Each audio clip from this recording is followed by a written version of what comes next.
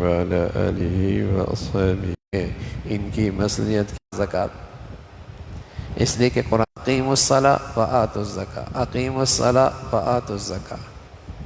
روزہ آسان ہے، زکوٰۃ کی ادائیگی ذرا مشکل ہے،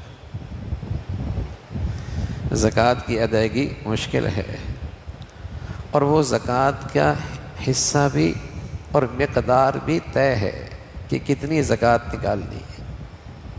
یہاں حضور علیہ الصلاۃ والسلام سے مسلمان یہ پوچھ رہے کہ زکوٰۃ کے متعلق تو ہمیں پتہ ہے، لیکن صدقہ خیرات، دیگر نیکیوں میں مال کا خرچ کرنا، وہ کتنا ہے، اس کی کیا مقدار ہے؟ تو فرمایا قل العفو، جتنا آسان ہو، جتنا آسان ہو۔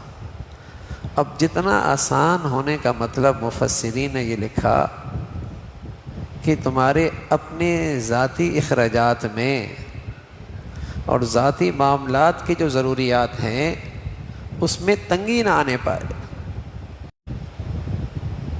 زکوٰۃ نہیں لگے اپنے آمدنی میں سے۔ اور اب مسلمان آیا ہے جس کے لیے فریضہ زکوٰۃ کی ادائیگی بھی مشکل ہو گئی، اور نحوست بھی دیکھ رہا ہے کہ مال کا چوکیدار ہے لیکن مال کا نفع اس کی زندگی میں ختم ہو گیا۔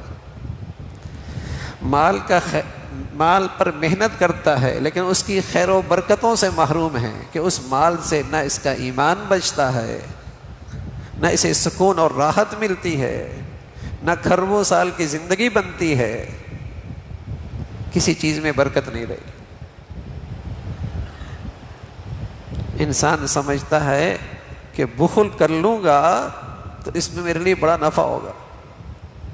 وَلَا يَحْسَبَنَّ الَّذِينَ يَبْخَلُونَ بِمَا آتَاهُمُ اللَّهُ مِنْ فَضْلِهِ، سمجھتے ہیں بہت فائدہ ہوگا، نہ میاں فائدہ نہیں ہوگا، بڑا گھاٹا اٹھاؤ گے، بڑا نقصان کرو گے، بڑا ہی نقصان کرو گے۔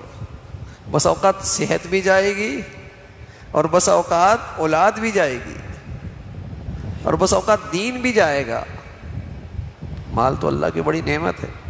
پیارے رسول صلی اللہ علیہ وسلم فرمایا کرتے تھے نعم المال للرجل الصالح، مال بہت اچھا ہے لیکن کسی اچھے آدمی کے ہاتھ میں ہو، کسی اچھے آدمی کے ہاتھ میں ہو جس سے خیر پھیلے، جس سے نیکیاں پھیلیں، ورنہ تو بہت بڑا فتنہ ہے، بہت بڑا شر ہے اگر اس کے اندر سے بھلائی نکل جائے۔ تو فرمایا قل العفو، جتنا آسان ہو۔ اور اللہ تعالیٰ یہ اپنے احکامات بیان کرتا ہے تاکہ تم دنیا آخرت کے اندر غور و فکر کیا کرو۔ غور و فکر کرو گے تو نظر آئے گا آخرت پائیدار ہے اور بڑھیا بھی ہے۔ غور و فکر کرو گے تو سمجھ میں آئے گا دنیا عارضی ہے، ناپائیدار چیز ہے۔ غور و فکر کرو گے نا تو سمجھ میں آئے گا کہ زندگی آخرت کی ہے۔ دنیا تو پانی کا بلبلہ ہے، کب پھٹ جائے۔ فضا میں رکھا چراغ ہے، ایک جھونکی کی دیر ہے، صبح یہیں تھا، شام منو من مٹی کے نیچے چلا گیا۔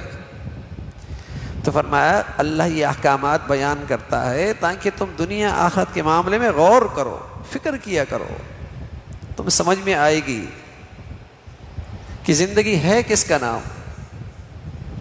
پھر یتیموں کے متعلق ہے، زمانہ جاہلیت میں یہ تھا کہ یتیموں کی پرورش کی جاتی تھی اور ان کو اپنی سرپرستی میں لے لیتے تھے، لیکن ان کی جائیداد اور ان کی مال اس سے ناجائز فائدہ اٹھایا کرتے تھے۔ بدنیتی تھی، بدنیتی تھی، تاکہ اس یتیم کے حصے میں جو مال آیا ہے اس کو کس طرح غصب کیا جائے اور اس کے اندر کس طریقے سے اپنا ذاتی مفادات رکھا جائے۔